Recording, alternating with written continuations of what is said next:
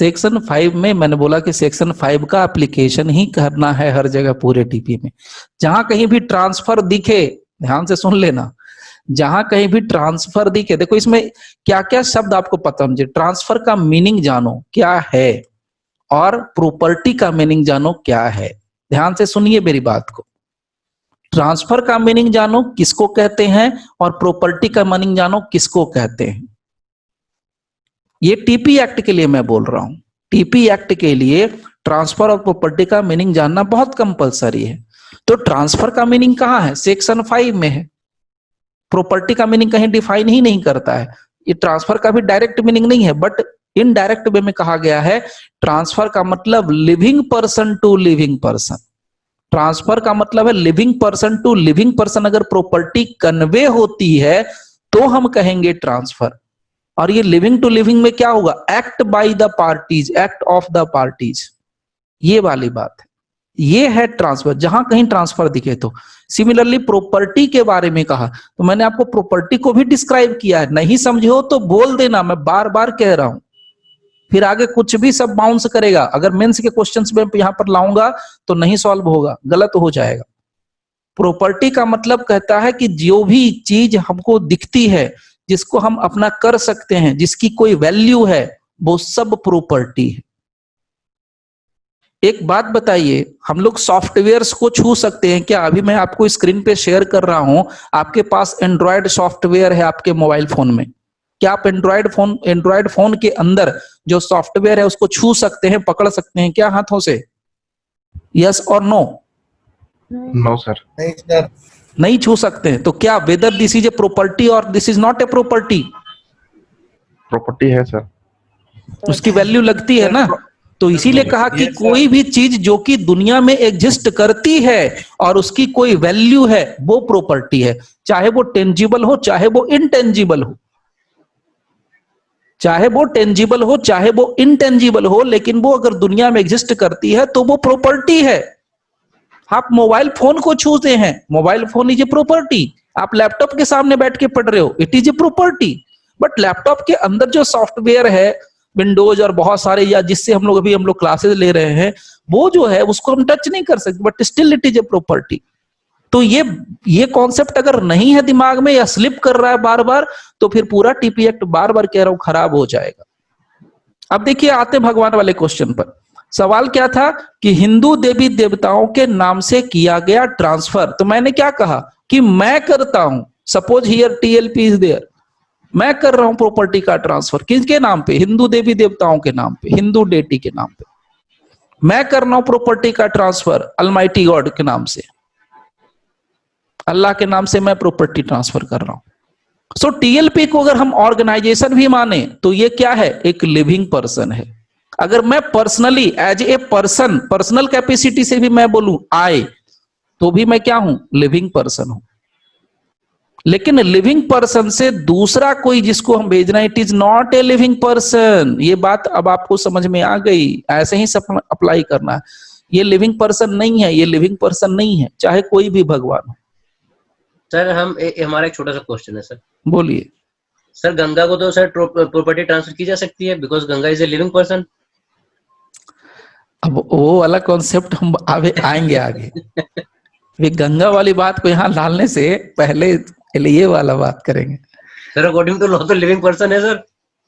गंगा को प्रॉपर्टी, हाँ, कुछ समय पहले सर स्टेटस मिला है इस चीज का कि Ganga is a living person, और वो हाँ, बिल्कुल वो भी क्लेम कर सकती है सर। बिल्कुल जहां मिला है उसको तो नदियों के बारे में मिला, रिवर के मामले में मिला है। जी यहाँ पर क्वेश्चन जहां पर है उसको मैं नहीं ना बोल रहा हूँ। यहाँ देवी देवताओं की बात हो रही है। तो देवी देवताओं और गंगा में थोड़ा फर्क है इसमें, इसलिए थोड़ा। अब आप, अगर हम हिंदू हैं, आप हिंदू हैं, तो आप कहेंगे कि हाँ गंगा इज हिंदू देवी देवता। लेकिन क्या बोल रहा है? हिंदू डेटी। यहाँ पर बहुत क्लियर कॉन्सेप्ट है। सो याद रखिएगा, बिल्कुल कॉन्सेप्ट सही है। एक लाइन है, एक लाइन लिख लो, जो नहीं है उसमें लिखा हुआ आप अभी लिख लो, ठीक है? लिख लीजिए। सेक्शन 5 कंटेम्पलेट्स, छूटना नहीं चाहिए कोई concept. Section 5 contemplates a transfer by one living person to another living person, to another living person. Second point, a Hindu deity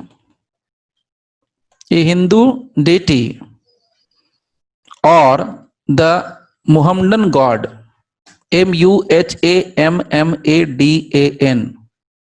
Muhammadan God Almighty, is not a living person.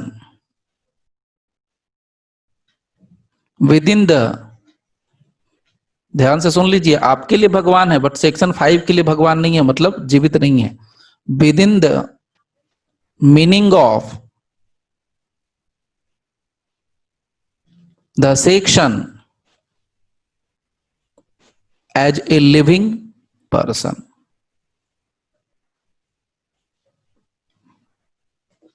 अब living person का मतलब law क्या कहता है वो जरा समझिए. Living person मतलब कहता है means a sentiment human being. Sentiment human being, sentiment human being यानी इंसान जब रोता है तो आंखों से आंसू गिरते हैं, दहाड़ मारता है, चिल्लाता है, चीखता है, शाउट करता है, खुश होता है तो हंसता है. तो आप बताओ, क्या हिंदू देवी देवताओं की मूर्तियां ऐसे करती हैं? क्या गॉड अलमाइटी के बारे में ऐसा कुछ है कि हंसते हुए देखा गया, रोते हुए देखा गया? सो ये वाली बात कही जाती है. So means a sentiment human being. Although, एक चीज याद रखिएगा, although both are juridical person. Juridical person क्यों है? ट्रस्ट वाले केस के लिए ज्यूरिडिकल पर्सन्स. उतार लो इसको जल्दी से.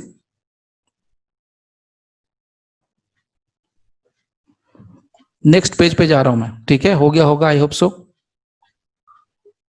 Third point,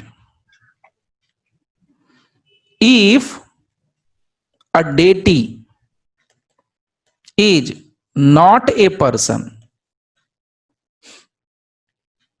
a transfer of property, मैं टीपी लिख रहा हूं शॉर्ट में, एक्ट नहीं लिख देना, सिर्फ टीपी लिखा है, transfer of property, made in favor of deity is not governed by the provisions of the transfer of property, provisions of the transfer of property act.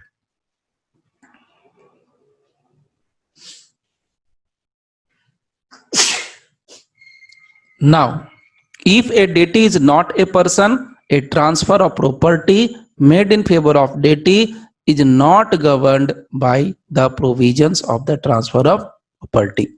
So देवी देवता पर्सन नहीं है तो उसके ऊपर टीपी एक्ट एप्लीकेबल नहीं होगा. भैया TP act applicable नहीं होगा तो नहीं होगा, लेकिन बाकी चीजों के लिए तो मतलब बाकी एक्ट तो इसको मानेंगे ना, ये बात कहने का सेंस है. Now next point, next page पे चलूंगा, जल्दी से उतार लीजिए. तो थोड़ा बैक पेज कर दीजिएगा.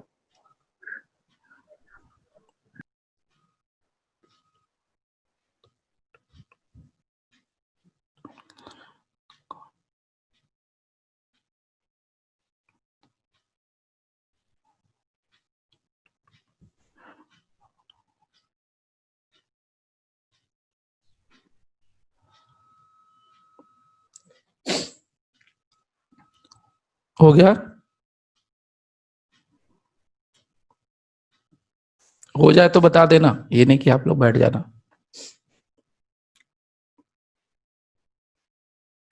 हो गया सर. चले आगे आइए. नाउ थर्ड पॉइंट, जो भी नेक्स्ट पॉइंट बनता है, नेक्स्ट पॉइंट याद रखिएगा. इवन दो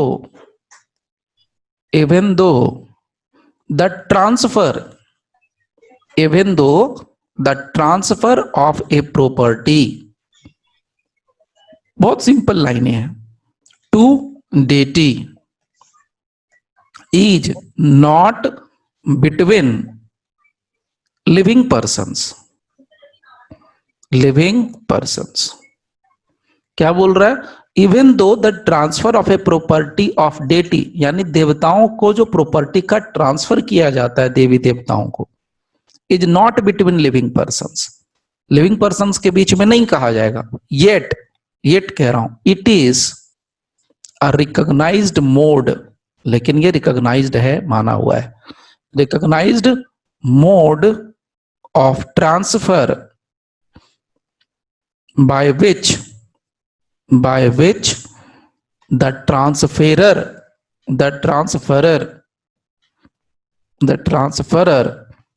divests himself of a property and the same vests in the Almighty.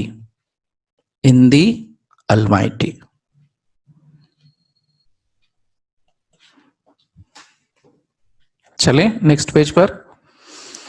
Now sir इसमें एक वर्ड लिखा हुआ है ट्रांसफरर डाइवर्स्ट। हाँ, DIVESTS, डाइवेस्ट्स।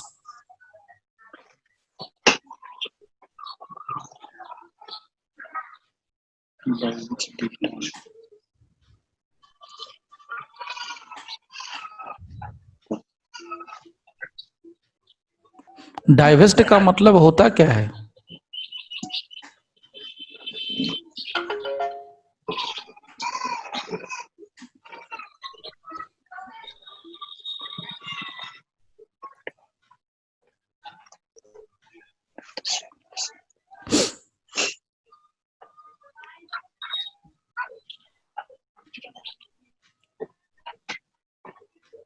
डाइवेस्ट का मतलब क्या होता है? सर डाइवर्स्ट का मतलब कि जैसे वेस्ट होता है तो वेस्ट के अपोजिट डाइवर्स्ट होता है कि मैं खुद से त्याग रहा हूँ और तुम्हें दे रहा हूँ, तो दैट इज डाइवर्स्ट। खत्म कर देना, अपने आप को हटा देना, रिलीव कर देना। सिंपल वर्ड लिखना है तो रिलीव, RELIEV, रिलीव। मैंने जब ट्रांसफेरर अपने तरफ से संपत्ति को अपना हक हटा दे, यानी जो मैं संपत्ति का खत्म कर रहा हूँ, मैं मेरी संपत्ति का हक, अपनी संपत्ति से मैं पूरा अपना हक दूसरे को कर रहा हूँ। ठीक है, बैक करना थोड़ा। लेकिन सर बैक आप लोग करा रहे हो, आप लोग फॉरवर्ड बैकवर्ड साथ में नहीं लिखते आप लोग क्या? इतना स्लो तो लिखाता हूँ। ये तो सर कॉन्ट्रडिक्ट कर गया सर। क्या सर? आ रहा हूँ, बोलिए ना सर। ये अभी तो ये बात थी कि लिविंग पर्सन के बीच में होना चाहिए और God is not a living person, that's why we does not convey our property to Almighty. और अब सर यहाँ पे हो रहा है कि हम ट्रांसफर कर सकते हैं, ट्रांसफर डाइवर्स्ट हिमसेल्फ। हाँ, तो टीपी एक्ट में तो नहीं कर सकते ना सर। अच्छा, किस में कर सकते हैं फिर सर? आ रहा है सर थोड़ा सा और कर दे, एक वर्ड रहेगा पिछला सर। आप कहाँ रहते हो सर? ठीक है, ये बैक मत कराया करो, इतना स्लो बताता हूँ, नहीं तो फिर आगे से मैंने लिखना ही बंद कर दे रहा हूँ। आप लोग को मैं डिक्टेट कर दूंगा, जिनको जिनको लिखना होगा लिख लेना। चलिए, मैं तो आप लोग की सहूलियत जितना होता उतना मैं कर रहा हूँ कि भाई चलो आप लोग और सहूलियत पे सहूलियत मांग लेते हो। जी sir, so kind of you sir. Now अब देखिए, यहां पर याद रखिएगा इस चीज को कि जो प्रोविजन है सेक्शन 5 का, ये अप्लाई नहीं होता है देवताओं के ऊपर, एज डेटी और देवी देवता is not a living person. ये केसेस के अंदर भी आ चुका है बहुत बार, ठीक है ना। एक केस का मैं जिक्र कर दे रहा हूं, एक लाइन का केस है, देख लो। SHYAM, Shyamal Ranjan Mukherjee, Shyamal Ranjan Mukherjee versus NR Mukherjee, Shyamal Ranjan Mukherjee versus NR Mukherjee, AIR 2008, NOC 568, Allahabad. ये इलाहाबाद हाई कोर्ट का है। NOC का मतलब क्या होता है भाई? What do you mean by NOC? No objection certificate. लो, मतलब ये सब चीजें नहीं पता है। नोट्स ऑन क्लॉजेज लिख लेना, notes on clause. The provision of this section does not apply, लिख लीजिए, the provision of this section does not apply to deed of dedication. इसको बोला जाता है डीड ऑफ डेडिकेशन। जब हम भगवान के नाम से कोई संपत्ति देना शुरू करते हैं, that is called deed of dedication to deity, देवी देवताओं को। As deity is not a living person, not a living person, full stop.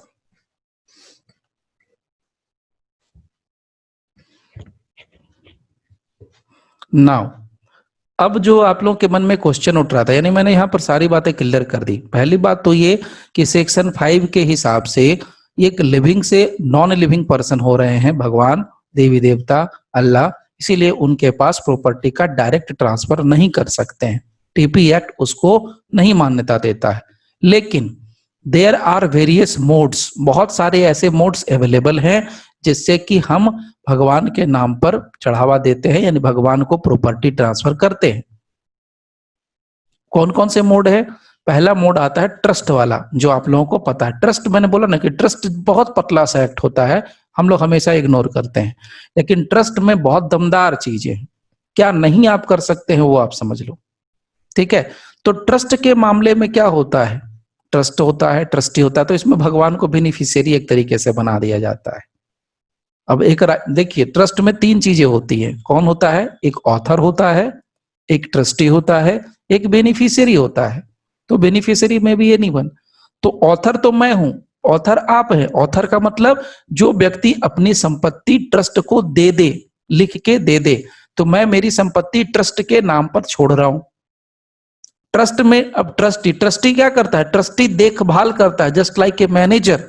Trustee क्या करता है? प्रॉपर्टी की देखभाल करता है। किसके लिए करता है? बेनिफिशियरी के लिए। बेनिफिशियरी कौन है यहाँ पर? भगवान है। तो भगवान ही जो बेनिफिशियरी, उसकी देखभाल करने के लिए भगवान, यानी मंदिर एक तरीके से होता है, मंदिर, मस्जिद, गुरुद्वारा, चर्च जो भी है, उसका देखभाल करने के लिए हमने क्या किया? ट्रस्ट बनाया, और ट्रस्टी अब उसकी देखभाल करते हैं। इसलिए आप लोग मोस्ट ऑफ द टाइम किसी भी आप मंदिर में जाना और चर्च में जाना, कहीं भी जाना, तो वहां पर ट्रस्ट ट्रस्ट ट्रस्ट लिखा रहेगा, चैरिटेबल ट्रस्ट, ये सब लिखा रहता है। तो बेसिकली यही फंडा होता है। नहीं समझे तो समझ लेना, ठीक है। तो मैंने क्या बताया कि आपको एक मोड बता दिया कि ट्रस्ट एक्ट के हिसाब से आप चल सकते हैं। नाउ अब एक चीज मैंने आपको बिल्कुल क्लियर कर दिया है, भगवान का यहां पर जो पोजीशन होगा ट्रस्ट के मामले में, यानी द पोजीशन, लिखना है तो लिख लो, नहीं तो फिर भूल जाओगे, लिख ही लो एक line. One mode of giving property is by trust. In such cases, तेजी से लिख लेना, in such cases the provisions, ध्यान दीजिएगा, the provisions of this act मतलब टीपी एक्ट। टीपी एक्ट के जो प्रोविजन, उन्हें यहाँ के जो प्रोविजंस हैं टीपी एक्ट के प्रोविजन से कंप्लाइड होने चाहिए। Must be complied with, must be complied with. Now जो बेनिफिशियरी वाला पोजीशन होगा, the position of the deity, भगवान बेनिफिशियरी हैं, always remember, the position of the deity becomes that of a deity, DEIT, by deity, deity लिख रहा हूं, beneficiary, that of beneficiary, and not of legal owner। Legal owner भगवान नहीं होते हैं। चलिए एक और तरीका बताता हूं, 2 तरीके हैं भगवान को प्रॉपर्टी देने के। एक तरीका तो पता चल गया होगा, ट्रांसफर वाला। दूसरा कौन सा तरीका हो सकता है भाई? हो सकता है कि नहीं हो सकता है?